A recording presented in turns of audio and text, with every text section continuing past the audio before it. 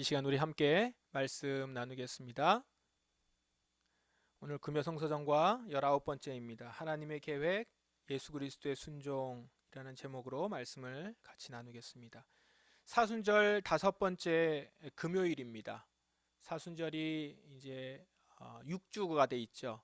주일까지 하면 7주지만 이제 주간으로 하면 6주간인데 다섯째 주예요. 그러니까 이제 다음 주는 고난 주간이죠. 그래서 사순절이라는 이름으로 이제 우리가 보내는 시간이 얼마 남지 않았습니다. 이 시간을 통해서 여러분들이 어떤 은혜가 있었는지를 모르겠으나 계속해서 묵상하는 가운데 여러분들에게 아직까지 또한 주님께서 주실 은혜들 계속 부어주시기를 바라고, 또한 그 시간 아직까지 해결되지 않은 부분들이 해결되는 은혜들이 또한 있기를 바랍니다. 이번 주 이제 시작되는 목요일부터, 어제부터 시작해서 우리 이제 다음 주 고난 주간으로 들어가지만 그 기간 동안 우리에게 주신 말씀의 어떤 주제 같이 보면요, 예수님을 통해 우리를 구원하시려는 하나님의 계획, 목요일, 금요일, 토요일 이렇게 말씀에서 이 주제를 가지고 좀 보실 수 있습니다. 성경의 주제가 유사한 경우가 좀 많지만 특별히 이번 주 우리 주제는 성경의 대표 주제죠. 예수님을 통해 우리를 구원하시려는 하나님의 계획. 뭔가 복음을 들어보신 분은 특별할 것도 없는 그냥 복음 자체를 얘기하고 있는 얘기잖아요. 예수님을 통해서 우리를 구원하시려는 하나님의 계획. 어쩌면 너무 당연하고 교회를 오래 다니시고 신앙생활을 하신 분들은 이미 이 말씀의 이 문장에서부터 내용을 다 알 수 있는 그런 말씀의 주제입니다. 그러나 어쩌면 이 당연한 주제만큼 계속 돌이켜봐야 되는 주제가 없는 것 같아요. 사실은 끊임없이 하나님께서는 이 주제를 성경에서 말씀을 하고 계시고, 그 이야기는 끊임없이 우리가 이 주제가 필요하다는 것이죠. 또 한편으로는 끊임없이 우리는 이 주제를 망각하고 우리의 갈 길대로, 우리의 계획대로, 예수님을 통해서 구원하시려는 하나님의 계획인데 그냥 나 자신을 스스로가 구원하려고 하는 나의 계획을 세우고 있는 모습을 자꾸 발견하게 됩니다. 그래서 우리는 다시 이 주제로 돌아가야 합니다. 그것을 우리 이 성서정과를 만드는 믿음의 우리 선배들도 다 안 것 같아요. 그래서 이 사순절 5번째 주일 주제가 이런 주제로 우리에게 주어진 것 같습니다. 고난주간 이제 들어가기에 며칠 안 남았는데, 고난주간에 들어가기에 앞서서 이 주제를 깊이 생각해 보는 것도 의미가 있습니다. 먼저 이사야 말씀을 보십시다. 이사야 말씀은 두 구절인데요. 두 구절에 그 이사야를 통해서 이제 전하는 말씀이 이겁니다. 첫 번째에 이렇게 나와요. 지금은 노아 때와 비슷하다. 첫 번째 구절에서 나오는 말씀이죠. 노아 때와 비슷하다. 노아 때가 언제 어떤 때입니까? 여러분, 노아 때 하면 뭐가 생각이 나요? 방주가 생각이 나고 홍수하고 방주가 생각나죠. 홍수와 방주가 왜 나왔죠? 그 시간이 엄청나게 악했기 때문입니다. 그래서 창세기 5장 6장에 보면 여호와께서 땅 위에 사람의 악한 행동이 크게 퍼진 것을 보셨다. 그리고 그 다음 구절 보세요. 그들의 생각이 언제나 악할 뿐. 생각이 언제나 악할 뿐이에요. 하는 생각마다 다 악해요. 하는 일마다 악해요. 그래서 이런 말이 있습니다. 하나님께서 땅 위에 사람을 만드신 것을 후회하시며 마음 아파하셨다. 그냥 후회하신 것이 아니라 그게 얼마나 마음 아픈 일이에요. 후회하시면서 마음 아파하셨다.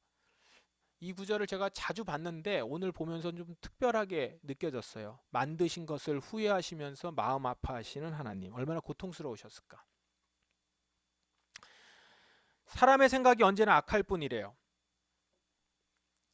악한 일을 하는 것을 보면서 어떤 마음일까. 지금 전쟁이 일어나고 있는 이 세상을 우리가 보고요, 악한 일들이 막 일어나고 있는 것, 악한 영에 휘둘리는 사람들을 보는 것, 불의한 일을 분명히 보면서도, 불공평함을 보면서도 그것들을 제재할 수 있는 방법이 없는 것, 이런 것들을 보면 이것만 보더라도 고통스럽거든요. 하나님은 어떠실까? 그래서 사람을 만드신 것을 후회하시고 마음 아파하셨다. 이 말이 조금은 더 이해가 되는 것 같습니다.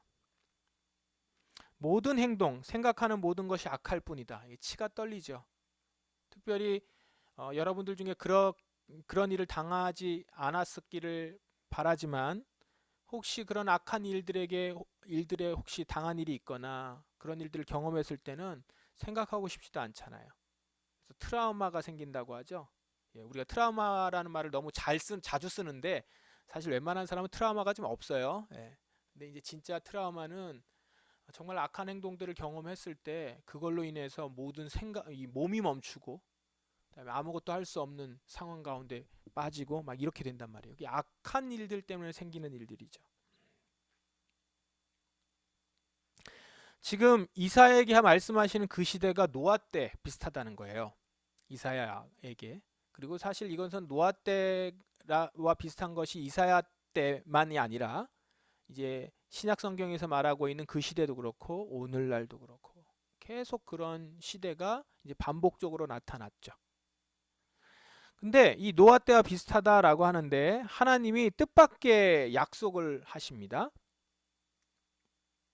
9절 뒷부분이에요. 그때 내가 다시는 세계를 홍수로 멸망시키지 않겠다고 약속했다. 하나님이 이사야를 통해서 얘기하시는 거예요.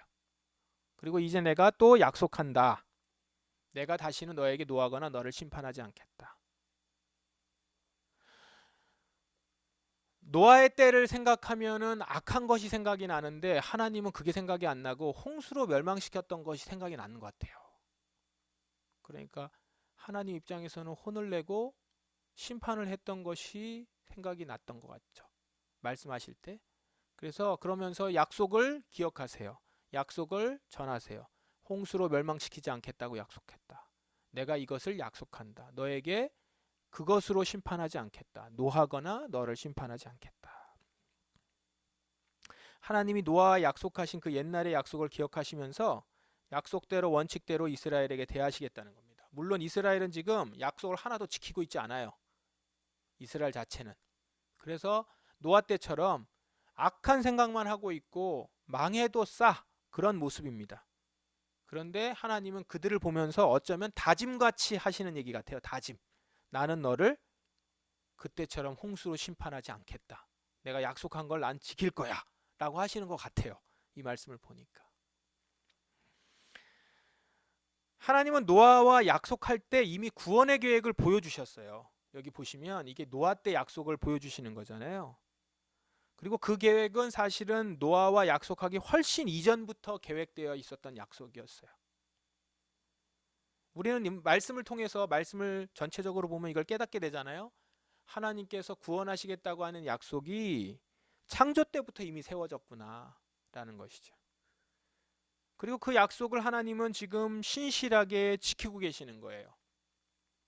이사야가 이 말씀을 들을 때보다 훨씬 이전에 1000년도 훨씬 더 전에 노아하고 했던 약속이고 노아하고 하기 전에 이미 하나님은 창조 때부터 수천 년 수만 년 전에 이미 하나님께서는 약속을 하셔서 약속을 계획하셔서 그 계획을 지키시기로 하셨다라는 것이죠.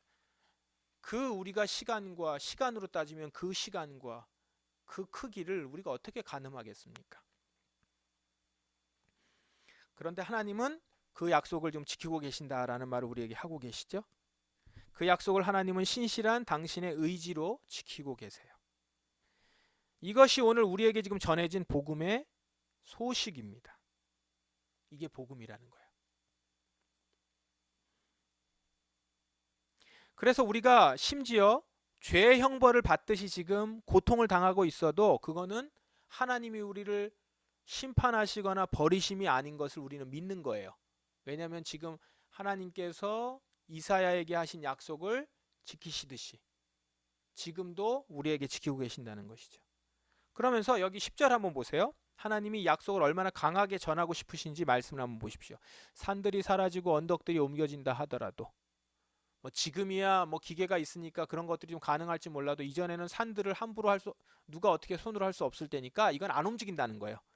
그런데 혹시라도 그게 움직이더라도 너에 대한 나의 사랑은 절대 변하지 않을 것이다. 내 평화의 약속은 없어지지 않는다라는 겁니다. 자, 이게 하나님의 굳건하신 약속이요 의지죠. 그리고 창조 때부터 그때부터 있었던 약속이에요. 그리고 이제 이 약속을 성취하시고자 오신 분이 바로 예수님이시라는 거죠. 노아 때와 같은 시대, 생각하는 모든 것이 악한 시대, 하나님은 그것을 방치하실 생각은 없으세요. 그대로 그 악한 걸 방치하실 생각은 없으세요. 그러나 당신의 백성들을 심판하지 않기로 약속하셨어요.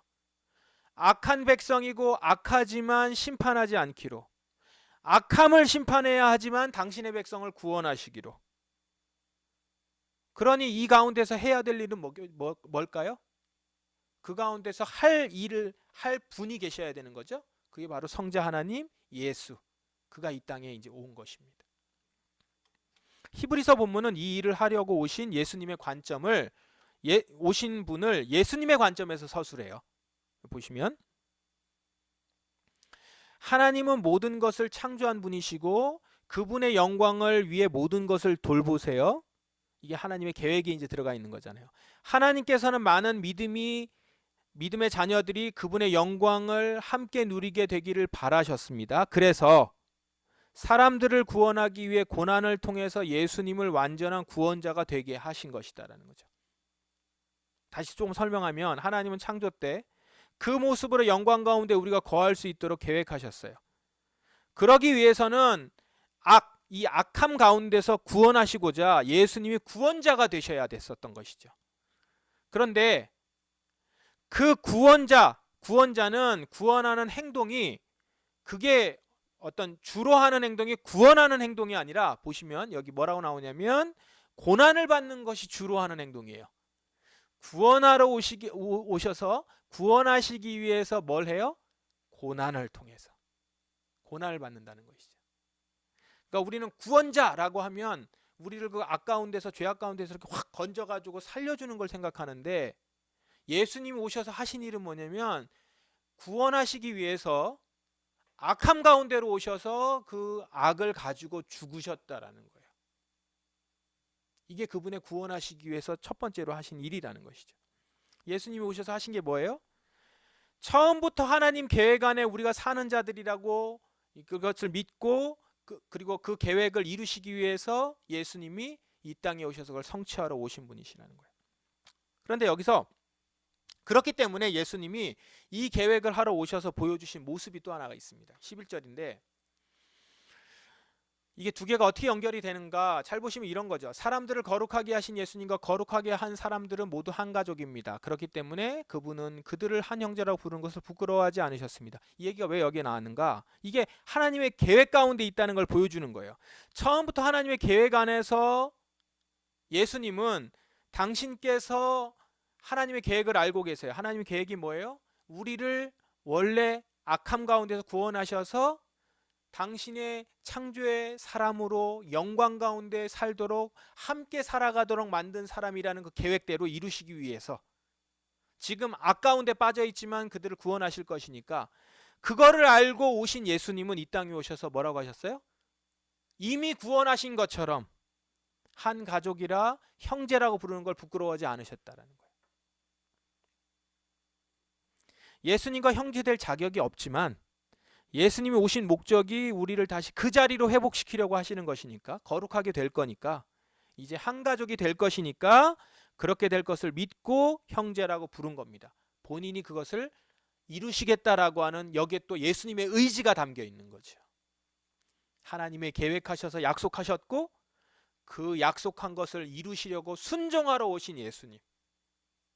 그래서 내가 너를 나의 형제로, 나의 가족으로 삼을 거야 라고 하면서 그 일을 하신 거예요.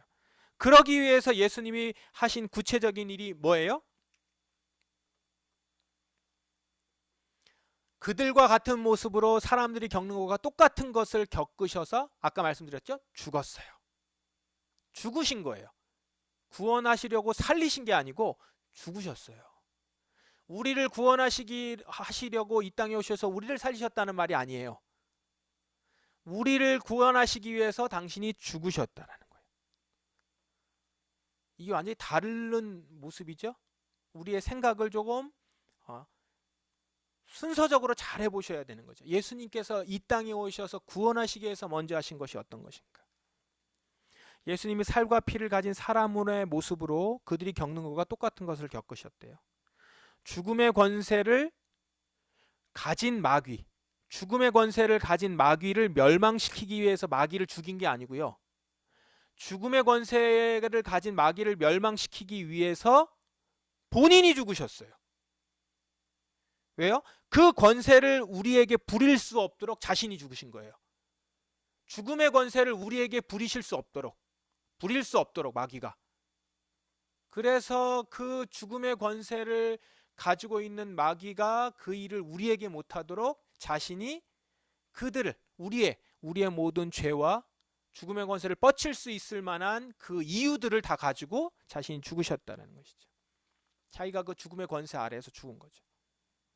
그래서 죽음에 대한 두려움에 사로잡혀 있는 사람들이 더 이상 그 죽음의 두려움에 사로잡히지 않도록 하기 위해서, 그게 15절이죠. 죽음에 대한 두려움에 사로잡혀 사는 사람들을 자유롭게 하기 위해서 죽으신 거예요. 그래서 어떻게 됐죠? 그래서 이제 우리가 하나님께 나아갈 수 있는 길이 열렸다는 것입니다. 심판과 멸망의 길, 죽음의 권세를 가진 마귀가 손을 뻗을 수 있는 그곳에서부터 우리를 구원하셨다는 거예요. 죄로부터 자유하게 될 수 있도록 하셨다라는 겁니다. 할렐루야. 이게 우리에게 주신, 예수님이 오셔서 하신 일이에요. 그래서 우리는 죄로부터 자유하게 될 수 있는 자들이 된 거죠. 그게 이제 우리의 모습이에요. 자, 이 모든 일을 우리가 지금 묵상하고 있어요. 묵상하는 데 있어서 우리가 기억하시고 놓치지 말아야 될 게 뭐냐면, 이 일이요, 우연히 일어난 일이나 즉흥적으로 일어난 것이 아니라는 것입니다. 계획된 것이라는 거예요. 이 말이 갖는 의미가 뭘까요? 우연이 아니기 때문에 우리는 안심해요. 우연이 아니라서. 오랜 기간 그 계획을 이뤄가시는 그분의 일을 우리가 묵상해 보세요. 이 일이 오래전부터 계획되어서 일어난 일이에요. 그 계획하신 일들이 실패되지 아니하고 그 일이 차곡차곡 하나하나 이루어 가셨어요. 그래서 그걸 보면서 우리는 뭘 볼 수 있죠? 주님의 능력이 크시구나. 주님이 하시겠다고 하면 그거를 막을 수 있는 어느 누구도 없구나. 죽음의 권세도 막을 수 없구나. 주님의 능력에 감탄하는 거고요. 또 하나, 그 가운데서 이걸 깊이 한번 생각해 보세요. 그러면, 야, 이렇게까지 하시면서 그 오랜 기간 동안 계획하시고 그 일을 하나하나 이루어 가시고 그때그때 당신의 백성들을 구원하시고자 하셨고, 드디어 예수 그리스도 하나님이 이 땅에 오셔서 우리를 위해서 죽으셨고 그렇게 이루셨다는 이것, 정말 그렇게 나를 귀하게 소중히 사랑하신단 말이야. 그 사실에 감격하는 거죠. 주님의 능력에 감탄하고 주님이 나를 그토록 사랑하신다는 사실에 감격하는 겁니다. 우연히 일어난 게 아니라는 말이에요. 이게 계획되어 있던 것, 우리를 주목하셨던 것, 우리를 구원하시겠다고 우리가 목적인 거예요. 그래서 우리는 지금도요, 살아가면서 우리가 다 그 사랑을 머릿속으로나 우리의 마음으로나 우리의 삶으로 잘 이렇게 느끼지 못해도, 그것에 개의치 않고 여전히 우리가 또 그걸 몰라서 또 여전히 죄된 모습으로 살아가는 모습을 보여도, 하나님은 당신의 계획대로 우리를 사랑하시고 우리를 이끌어 가실 것이라는 하나님, 그 하나님을 신뢰하면서, 신뢰하기 때문에 마음대로 사는 것이 아니라 신뢰하기 때문에 회개하고 나오는 거죠. 주님, 오늘 제가 이 말씀을 또 붙들고 죽음에 대한 두려움에 사로잡혀 사는 사람이 아님을 제가 알고 자유롭겠습니다.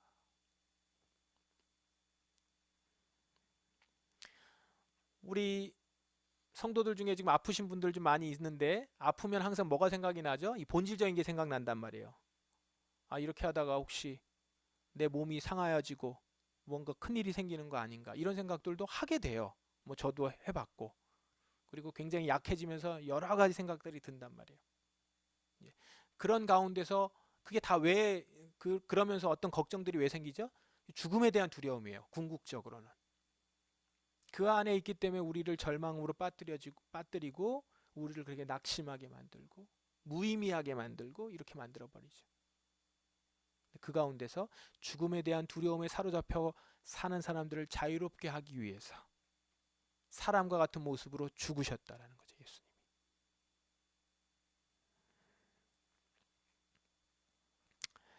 그래서 그로 말미암아서 우리가 살았다는 것들, 그것이 계획 가운데 있었다는 것을 알면서 우리를 이끌어 가신 하나님을 신뢰하는 겁니다. 복음이 우리에게 주는 효과예요. 우리에게 주는 힘입니다. 그리고 그 일이 말로만 일어난 것이 아니라 실제 죽음의 권세에서 우리를 건지시기 위해서 예수님이 희생하셨어요. 내가 그렇게 해줄게 라고만 한 것이 아니라 직접 보여주셨고요. 그 일을 위해서 당신이 헌신하셨어요. 우리가 지난주에 옥합을 깨는 헌신을 얘기했잖아요. 향유옥합 깨는 헌신을 얘기하다 보면 마치 예수님은 우리에게 자꾸 헌신을 요구하시는, 헌신만 요구하시는 분으로 이런 생각이 드는데, 예수님은 그 헌신이 어떤 것인가를 직접 보여주신 분이에요. 지난주에 옥합을 깨는 모습을 보면서 예수님이 나의 장례를 준비하는 것이다, 예수님이 그 여인에게 얘기하셨잖아요. 그건 다른 편으로 보면 뭐냐면 이 옥합을 깨지는 그 옥합의 향기를 보면서 곧 내가 이렇게 깨뜨려진다라는 것들을 보신 것이죠. 그걸 보면서 여인이 자신의 모습을 기념하는 것 같은, 그래서 여인이 그걸 생각했든 안 했든 그렇게 자신의 죽음으로 그것들을 상징화시켜서 자신이 다 하시면서도 우리에게 그 헌신의 공을 돌리시는, 이렇게 사랑을 하시고 이렇게 공을 돌리시는 분이 어디 있어요? 자기가 다 해놓으시고 그거를 우리가 하는 것처럼, 우리가 뭔가 굉장히 대단한 걸 한 것처럼. 그리고 또 우린 또 되게 착각하잖아요. 향유컵 그런 거 깰 만큼 나는 헌신됐어 이러고 있어요. 또 사실 다 보면 하나님이 주신 것이고 주님이 나에게 다 해주신 것인데, 그게 우리예요. 그리고 또 그런 우리를 사랑하시는 분이 주님이시고,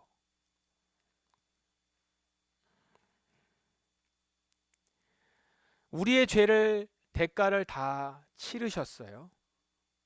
죄를 그냥 덮어버리거나 마귀를 쫓아내거나 이런 방식이 아니라 우리의 죄를 대가를 다 치르셔서 우리가 죄로부터 자유로운 게 중요한 거예요. 마귀가 우리에게 향하는 죽음의 손길을 끊어버리기 위해서 우리에게서 죄를 떨어뜨려야 되니까 마귀를 물리친 게 아니라 우리의 죄를 가지고 당신이 죽으신 거라는 거예요. 관심은 다 어디예요? 우리의 죄를 끊어버리게 하기 위해서, 우리가 죄로부터 자유롭게 하기 위해서. 그래서 마귀가 우리에게 향하는 죽음의 손길, 우리에게 외치는 정죄의 소리를 끊어버리기 위해서 자신이 그 소리의 대가를 다 치르시기 위한 방식으로 죽으신 거라는 거죠. 그래서 이제 우리는 지금도 살면서 죄로 정죄받을 일이 없을 뿐만 아니라 우리가 인간으로 살아가면서 겪게 되는 아픔과 시험에 대해서도 다 아는 분으로, 경험하여 다 아는 분으로 우리를 도우실 수 있는 분이 된 것입니다.